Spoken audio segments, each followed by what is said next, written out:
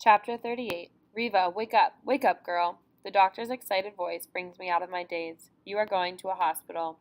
Her warm hands dress me quickly. She puts a coat with a yellow star around my shoulders, pins my number above the star. Then she puts a striped hat on my shaven head. Suddenly the door to the sick room opens. A woman in a crisp brown Nazi uniform enters. She is about 30 years old, of medium height, with light brown hair brushed smoothly to the side under her brown uniform cap. Is she ready? Her voice is impatient and hard. Yes, Madam Overseer, the camp elder replies quickly. Riva, Madam Overseer Lotta will take you to Glatz, to a hospital. Helen gives me a gentle squeeze. Good luck, girl. You will be all right, Riva, the doctor says. You will be all right. The guard opens the door. Let's go. I follow her slowly, unsteady on my feet. Tear-filled eyes stare at me from all directions. May God be with you, I hear someone call after me as we pass the open gate.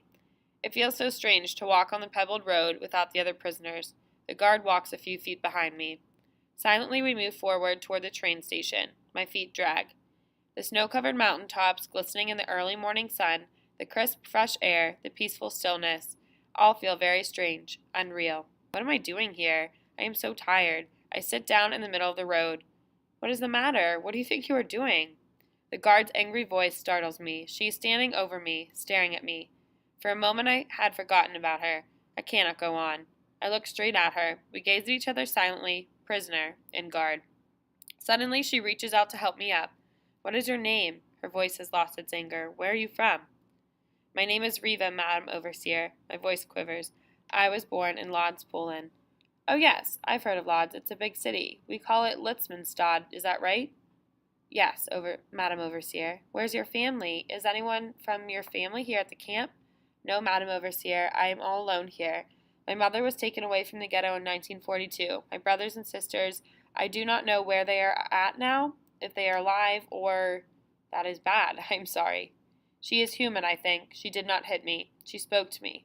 Under that brown Nazi uniform beats the heart of another human being. We walk side by side now, slowly, silently. At the station, the train is waiting for its passengers.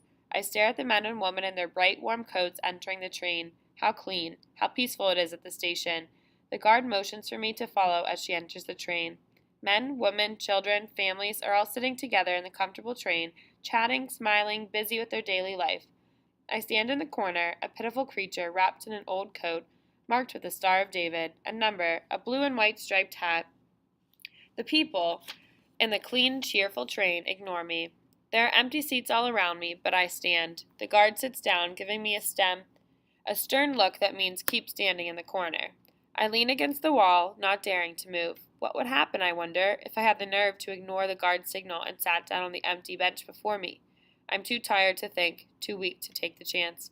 I wonder if the guard, who a while ago acted human, is also afraid to take the chance of letting me sit down. We reach Glatz. I hold onto the wall to keep from falling. The train empties. We wait. The people pass by me, looking the other way. A little girl, about 7 years old, blonde pigtails dancing on the collar of her brightly colored coat, stops and stares at me. She whispers something to the finely dressed lady, holding her hand.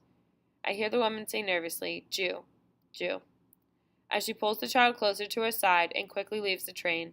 I suddenly remember childhood stories of monsters and boogeymen. Am I their boogeyman? We walk out from the station into the street through a side door. Rows of pretty houses line the streets. The guard signals to me to get off of the sidewalk and walk into the gutter.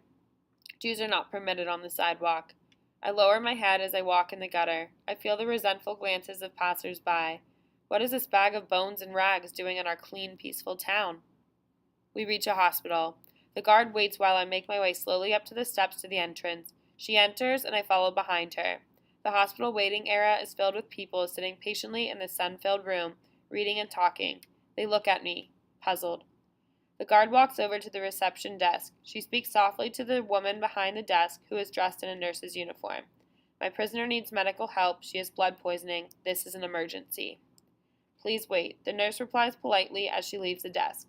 She passes by without looking at me. She returns after a short while. With her is a tall, blond man dressed in a white uniform. He introduces himself to the guard as the chief doctor. My prisoner must have medical attention. The guard repeats her request. This is an emergency. Her voice is strong and self-assured. The doctor looks at me icily. My dear lady, we do not treat Jews. Please take her away from here. And he turns and walks away calmly. I am an SS officer, doctor. The guard raised their voice. The doctor turns. I am an SS officer, and I have brought in a sick prisoner. She will die without medical care, doctor. My honorable SS officer, our boys on the front are also dying. We do not treat Jews. Without another word, her face pales, eyes full of rage. The guard walks toward the door. I follow. The eyes of the silent onlookers chase me from this horrible place, where a doctor refuses to help a sick human being, and not a word of protest is uttered.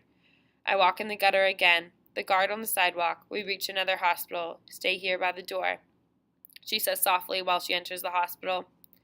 My heart pounds each time someone stops to stare at me, my eyes glued to the hospital door. I wait. The guard finally appears in the doorway. I read the verdict in her crimson face.